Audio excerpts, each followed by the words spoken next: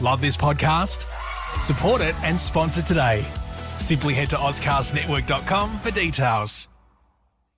Hey, my friend, it's Kari, and welcome back to the Kari Cares podcast, episode number 43. Thank you so much for joining me. Today, I want to talk about things about branding. Now, did you know that adopting big business branding could actually sink your smaller business?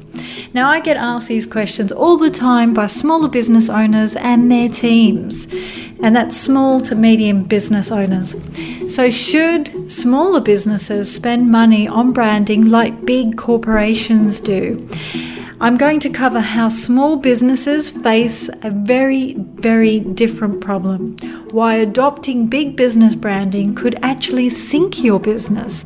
In case this is the first time listening and you don't know who I am, let me introduce myself and get this out of the way. I'm Caria Watt, a digital strategist with nearly 2 decades of experience in marketing and communications. It's my goal to help you achieve and exceed your marketing goals so that customers find your business online. For the best digital and social media tips to rank higher on Google search, subscribe to the Caria Cares Digital Strategist podcast to make sure you never, ever miss out on these tips every Thursday at 6 p.m. Australian Eastern Standard Time. Now, I was also broadcasting a social media update, but I've actually taken that to a new platform.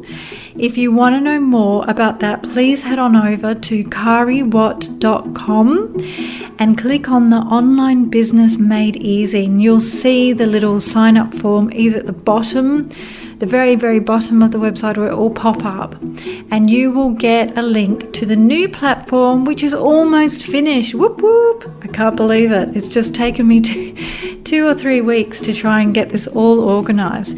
And on that platform, you will get social media updates. I'll take you through how to do certain things with social media, and you'll also learn how to get your business online really easily and really fast without having to spend bucket loads. And the reason I'm doing this is because when I first started my business 5 years ago, I had no idea. I had to look at all these different websites out there and took information from different people. And what I'm trying to do is structure it all in the one place for you. So you'll learn marketing tips, you'll learn branding tips, you'll learn, what to do to set up your business online and what not to do, which is more important.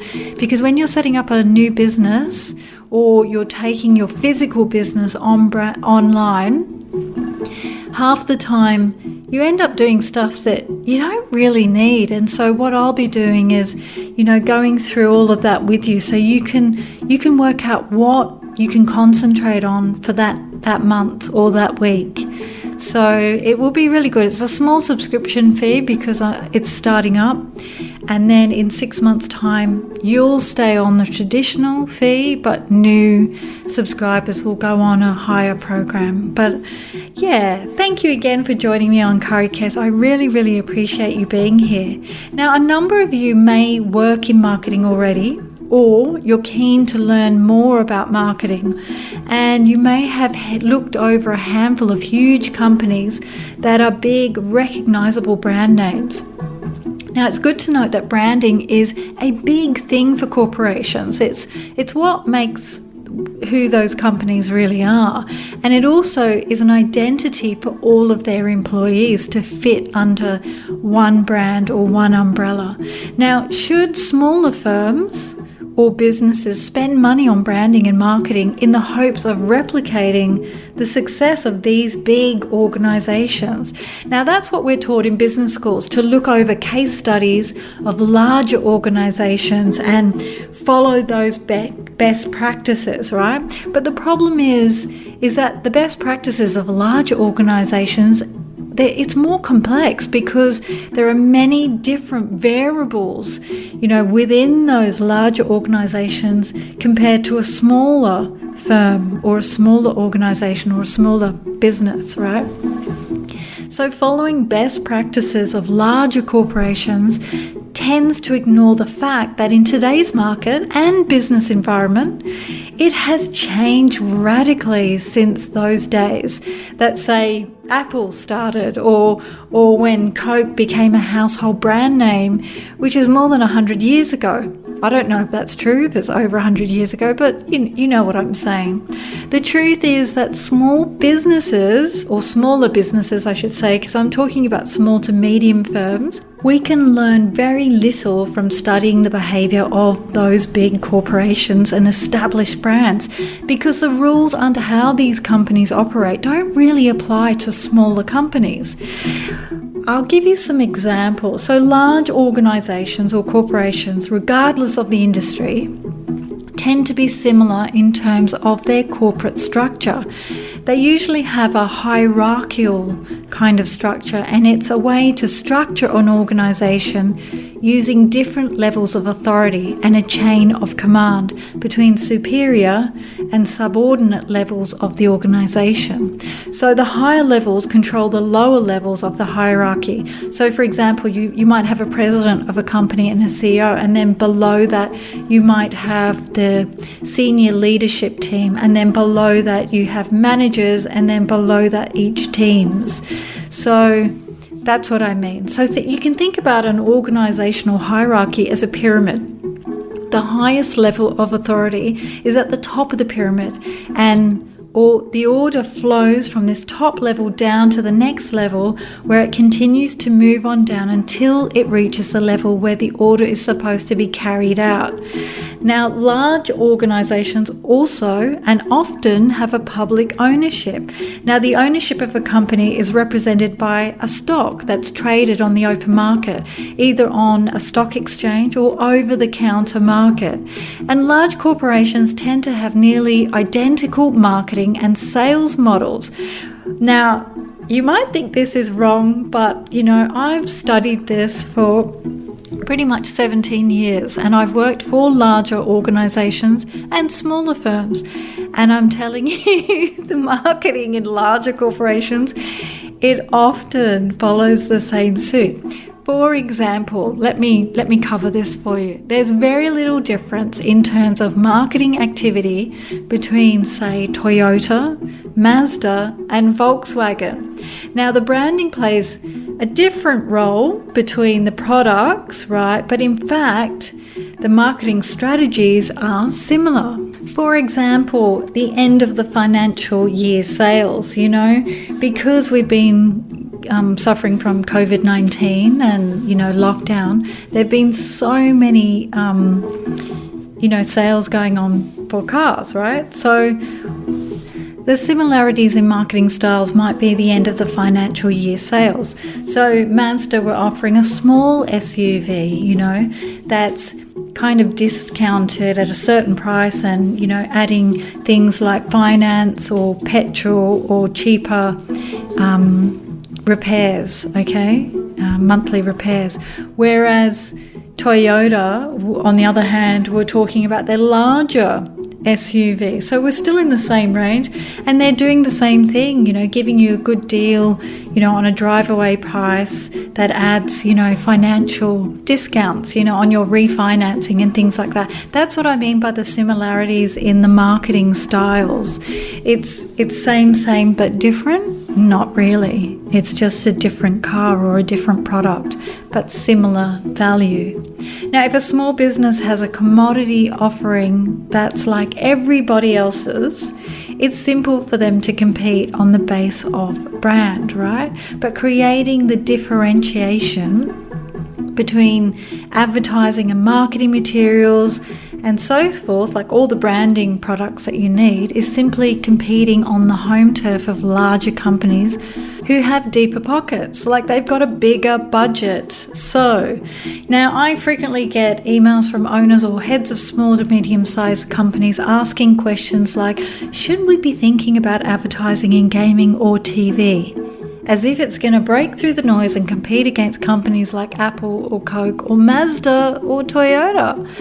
Now, when I do websites for customers, I'm always like, you don't need a logo, but you do need a company name or a brand name at least. You can start with that. Logos are great for if you've got a physical business, they're great on your shop, or they're great on your, they're great on your business card if you still use business cards, or if you're like me and do everything digital, it's a no-brainer. Now, it's good to note that branding activities are a mistake because it uses capital that would be better spent elsewhere to set up your business or within your business. Now, the way for a smaller business to differentiate itself by offering something that larger companies or organizations can't or won't offer, like a unique product or more personalized services. So that's what I offer my website customers. They don't get a web developer in India or in another country or in Asia or America or England. They get me. I'm their account manager. I talk to them, whether it's face-to-face in, a meeting or on Zoom. I will spend time getting to know my customers. I don't want them to feel like they're speaking to an email. It's nothing worse than that, right? I mean, we do everything by email now and everything's digital, but you can still see your face. You can still have that customer relationship. And I think that's really important. So in short, for a smaller firm, customer loyalty and growing a good customer base isn't going to emerge from just branding. It is going to flourish from the quality of your product and services, how easy you make it for the customer to buy those products and services, and how pleased your customer is with that product and services. Now, you don't always get on with every single customer, but you do learn after 5 years of being in business what kind of customers to attract within your business. And usually you build relationships with them, which is fantastic. A lot of my customers have become friends, and they often do repeat business or refer business to me, which is fantastic. And this can happen for you too. It's about building those relationships. These are the key things that are going to create your brand. It's not the branding that big businesses or corporations use to differentiate themselves, to make themselves unique, and they're, huge competitors. Now, does this mean you don't need a decent company name and an attractive logo? Of course not. That's all part of being in business. These are the basic elements of branding, which should only take a couple of days, right? Rather than a huge investment of time and your business capital. Now, I strongly recommend that smaller businesses, small to medium business owners, think about what your unique selling point is. How are you different from your competitors? And get your mission statement done first. That's really key. What is your unique selling point? And I hope this really helps. Anyway, tune in next Thursday for things that you need to know about websites, because a lot of you have been writing in asking me, what do I do with this on my website? Or I've got technical issues. So I'm going to cover some of the tech stuff and SEO stuff on this podcast, because I think it's really important for you to understand how your website works and what doesn't work and what you need to do about it, or what you can do about it. Not what you need to do, what you can do. Anyway, remember the Monday podcast is now over on Online Business Made Easy. If you head on over to cariawatt.com, click on the button at the very bottom. It says, Online Business Made Easy, and you'll be the first to know when the doors open. And remember to like and share this with a friend or colleague who could use a helping hand. Why? Because Cari cares about women helping women and men who could use a helping hand in their business. See you next time. Peace.